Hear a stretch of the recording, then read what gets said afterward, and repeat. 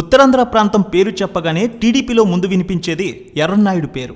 రాజకీయాల్లో ధీరుడిగా, టీడీపీకి విధేయుడిగా ఆయనకు ఎంతో పేరు ఉంది. ఎర్రన్నాయుడు వ్యక్తిత్వం చాలామందికి ఆదర్శం. ఆయన మరణంతో కుటుంబమే కాదు, ప్రజలు కూడా ఎంతో బాధపడ్డారు. ఆయన తర్వాత అంత మంచి పేరు గుర్తింపు సంపాదించుకున్నారు ఆయన తనయుడు, యువ నాయకుడు, సిక్కోలు సింహం కింజరాపు రామ్మోహన్ నాయుడు. మృదు స్వభావి, భాషపై పట్టున్న వ్యక్తి, సబ్జెక్ట్పై పూర్తి అవగాహన ఉన్న వ్యక్తిగా, అనర్గళంగా దేని గురించైనా మాట్లాడే యువనేతగా టీడీపీలో సీనియర్లు, జూనియర్లు అందరికీ నచ్చే నాయకుడు రాము. ఓ పక్క చంద్రబాబుకి, మరో పక్క లోకేష్కి, ఇద్దరికీ దగ్గరగా ఉంటూ ప్రజలతో మమేకమవుతూ తన తండ్రి రాజకీయ వారసత్వంతో పాటు ప్రజా నాయకుడిగా ఎదుగుతూ 2 సార్లు శ్రీకాకుళం ఎంపీగా గెలిచారు రామ్మోహన్ నాయుడు. అక్కడ ప్రజలు మావాడు రాము అని ముద్దుగా పిలుచుకుంటారు. యువనేత, శ్రీకాకుళం ఎంపీ కింజరాపు రామ్మోహన్ నాయుడు గారి రియల్ స్టోరీ ఈరోజు చూద్దాం. ముందుగా ఆయన తండ్రి ఎర్రన్నాయుడు గారి గురించి, ఆయన చేసిన సేవల గురించి క్లుప్తంగా తెలుసుకుందాం. ఎక్కడో మారుమూల గ్రామంలో పుట్టి దేశ రాజకీయాల్లో తనదైన ముద్ర వేసుకున్నారు దివంగత నేత, మాజీ కేంద్ర మంత్రి ఎర్రన్నాయుడు. 1982లో రాజకీయ అరంగేట్రం చేశారాయన. కేంద్ర మంత్రిగా, తెలుగుదేశం పార్టీ పొలిట్ బ్యూరో సభ్యుడిగా నిత్యం ప్రజల్లో ఉండేవారు.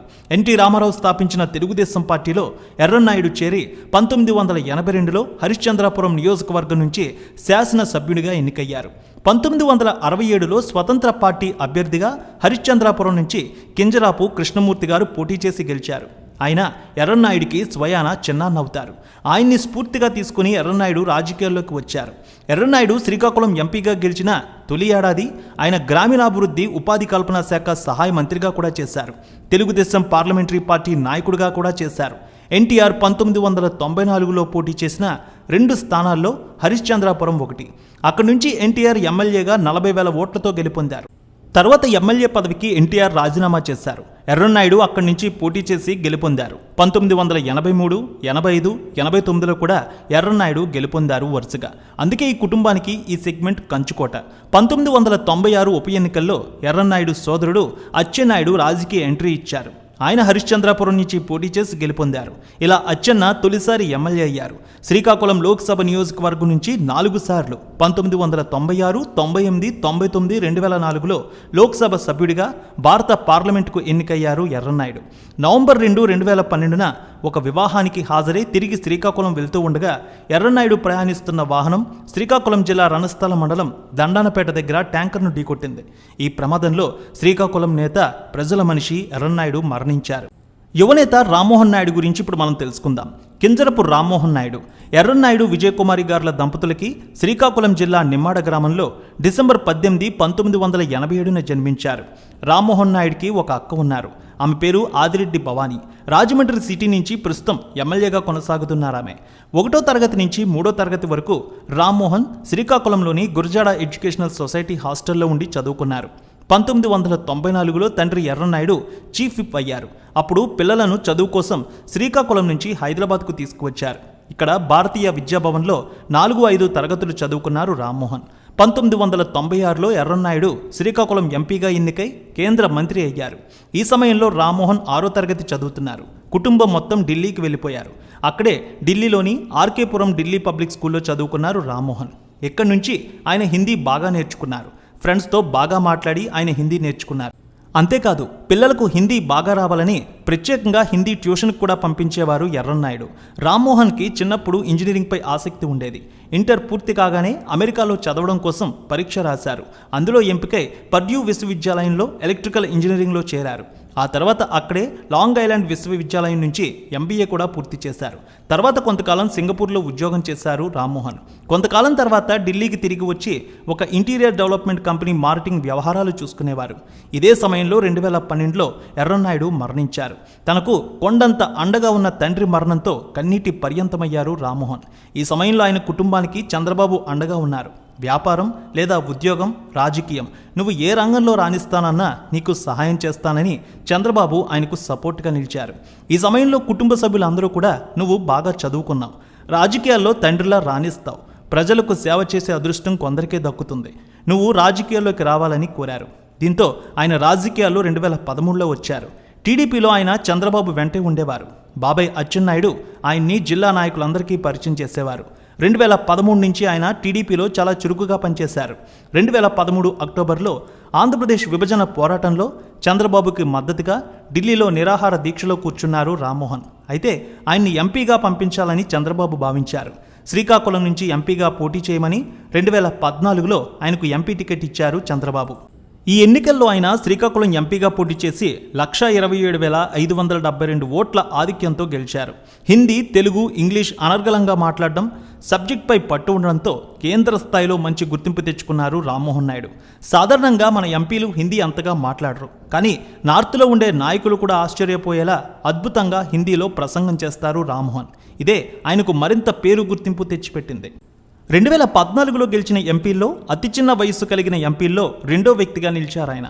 లోక్సభలో home affairs, standing committee, consultative committee, పర్యాటక, సాంస్కృతిక మంత్రిత్వ శాఖ అధికారిక భాష, వెనుకబడిన తరగతుల సంక్షేమం కమిటీల్లో సభ్యుడిగా కూడా ఉన్నారు. ఆయనకు లోక్సభలో సభకు ఎక్కువ రోజులు హాజరైన సభ్యుడిగా కూడా రికార్డు ఉంది. కేసులు లేని వ్యక్తిగా కూడా ఆయన సభలో కొనసాగారు. అంతేకాదు, రామ్మోహన్ 2017లో జరిగిన 72వ యునైటెడ్ నేషన్స్ జనరల్ అసెంబ్లీలో నిరాయుధీకరణ మీద మొదటి కమిటీ యొక్క 22వ సమావేశంలో భారత్ తరపున ప్రాతినిధ్యం వహించి అద్భుతంగా మాట్లాడారు. విశాఖ హెడ్ క్వార్టర్స్గా ఆంధ్రాకు రైల్వే జోన్ కేటాయించేలా పార్లమెంట్లో ప్రైవేట్ బిల్లు ప్రవేశపెట్టారాయన. ఈ చర్యతో కేంద్రాన్ని ఈ విషయంపై చర్చించేలా చేశారు రామ్మోహన్ నాయుడు. ఆంధ్రప్రదేశ్ విభజన సమయంలో విశాఖ కేంద్రంగా రైల్వే జోన్ ఇస్తామని హామీ ఇచ్చింది ఆనాటి కేంద్రం. దీన్ని పట్టించుకోవడం లేదని 2018 అక్టోబర్లో ఆముదాలవలస రైల్వే స్టేషన్లో రాత్రి అంతా ప్లాట్ఫామ్పై నిరసన వ్యక్తం చేశారు ఆయన. 2019లో కూడా ఆయన శ్రీకాకుళం ఎంపీగా పోటీ చేసి గెలుపొందారు. 6,653 ఓట్ల మెజారిటీతో రెండోసారి శ్రీకాకుళం ఎంపీగా గెలుపొందారు రామ్మోహన్ నాయుడు. అయితే ఈసారి ఏపీలో మాత్రం వైసీపీ అధికారంలోకి వచ్చింది. 2019 ఎన్నికల్లో తెలుగుదేశం పార్టీ తరపున 3 మాత్రమే ఎంపీలుగా గెలిచారు. అందులో రామ్మోహన్ నాయుడు ఒకరు. 2019లో జగన్మోహన్ రెడ్డి గెలిచిన తర్వాత ఇసుక మీద కొత్త పాలసీ తెచ్చే వరకు ఇసుక రవాణా నిలిపివేశారు. ఈ సమయంలో రామ్మోహన్ ది న్యూస్ మినిట్లో జగన్ ప్రభుత్వాన్ని విమర్శిస్తూ ఇసుక మైనింగ్ పాలసీ గురించి ఆర్టికల్ కూడా రాశారు. 2020లో సంసద్ రత్న అవార్డు ఆయన అందుకున్నారు. ఈ అవార్డు అందుకున్న తెలుగు ఎంపీ ఆయన మాత్రమే. అలాగే సభలో అతి చిన్న వయసు గల ఎంపీగా ఈ అవార్డు అందుకున్న మొదటి వ్యక్తిగా కూడా ఆయన రికార్డు నమోదు చేశారు. వైజాగ్ స్టీల్ ప్లాంట్ ప్రైవేటీకరణపై కూడా ఆయన నిరసన వ్యక్తం చేశారు. తన తండ్రి స్థాపించిన భవానీ చారిటబుల్ ట్రస్ట్ సేవలు ఇప్పటికీ ఆయన కొనసాగిస్తున్నారు.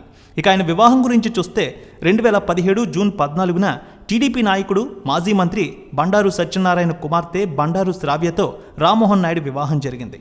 ఈ దంపతులకి ఒక పాప ఉంది. ఇక రామ్మోహన్ నాయుడు ఆస్తులు సుమారు 12 కోట్ల రూపాయల వరకు ఉంటాయని తెలుస్తోంది. వచ్చే ఎన్నికల్లో పోటీ చేసే అంశాల గురించి చూస్తే ఆయన ఎక్కువ శాతం శ్రీకాకుళం ఎంపీగా పోటీ చేసే అవకాశం ఉంది. అంతేకాదు, మరో ప్రచారం కూడా ఉంది. టెక్కలి అసెంబ్లీ సెగ్మెంట్ నుంచి రామ్మోహన్ నాయుడు బాబాయ్ అచ్చెన్నాయుడు పోటీ చేస్తున్నారు. వచ్చే ఎన్నికల్లో ఎంపీకి బదులుగా రాము ఎమ్మెల్యేగా పోటీ చేయాలని ఆయన వర్గమంతా కోరుకుంటోంది.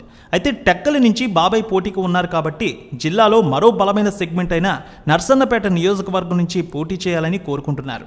ఎందుకంటే తెలుగుదేశం పార్టీ అధికారంలోకి వస్తే రాముకి మంత్రి పదవి వస్తుందని ఇప్పటికే ఆయన అభిమానులు ఆశిస్తున్నారు. శ్రీకాకుళం నుంచి 2 సార్లు రామ్మోహన్ నాయుడు విజయపదంలో దూసుకెళ్లారు. ఆయన ఆ జిల్లా రాజకీయాల్లో యంగ్ లీడర్గా కొనసాగుతున్నారు. పైగా సామాజిక వర్గం నుంచి తగినంత బలం ఉంది, అండదండలు ఉన్నాయి. ఇక్కడ టీడీపీ పటిష్టంగా ఉంది. ఇవన్నీ రామ్మోహన్ నాయుడు విజయానికి దోహదపడుతున్నాయి. 2019లో పెద్ద ఎత్తున జగన్ వేవ్ కొనసాగింది. ఈ వేవ్లో శ్రీకాకుళం ఎంపీ సీటు గెలుచుకోవడం ఖాయమని అందరూ అనుకున్నారు. జిల్లాలో మరో బలమైన సామాజిక వర్గంగా ఉన్న కాలింగల నుంచి ప్రస్తుత ఎమ్మెల్సీ అయిన దువ్వాడ శ్రీనివాస్ని తీసుకొచ్చి లోక్సభ ఎన్నికల్లో పోటీకి పెట్టారు. దువ్వాడ శ్రీనివాస్ ఈ ఎన్నికల్లో రామ్మోహన్ మెజారిటీని కొంత తగ్గించగలిగారు, కానీ గెలుపుని మాత్రం ఆపలేకపోయారు. ఇక ఇప్పుడు ముచ్చటగా మూడవసారి 2024లో జరిగే లోక్సభ ఎన్నికల్లో ఎట్టి పరిస్థితుల్లోనూ శ్రీకాకుళం సీటుని వైసీపీ గెలుచుకోవాలని చూస్తోంది. దీనికోసం తాజాగా మంత్రి కుమారుణ్ణి రంగంలోకి దింపాలని చూస్తున్నారు. మంత్రి కుమారుణ్ణి ఇక్కడ ఎంపీగా పోటీకి నిలిపితే ఎలా ఉంటుందనే ఆలోచన కూడా ఉంది వైసీపీకి. ఈ వార్తలు అయితే ఇక్కడ బలంగా వినిపిస్తున్నాయి. మరి చూడాలి, ఇక్కడ వచ్చే ఎన్నికల్లో ఎవరు గెలుస్తారని మీరు భావిస్తున్నారో మీ అభిప్రాయాన్ని కామెంట్ రూపంలో తెలియచేయండి. ఏది ఏమైనా జనంలో మాత్రం రామ్మోహన్ నాయుడికి మంచి పేరు, ఇమేజ్ ఉంది. రాజకీయంగా ఆయన మరింత ఉన్నతమైన స్థితికి వెళ్ళాలని, ఆయన లైఫ్ మరింత బాగుండాలని మనం కూడా కోరుకుందాం.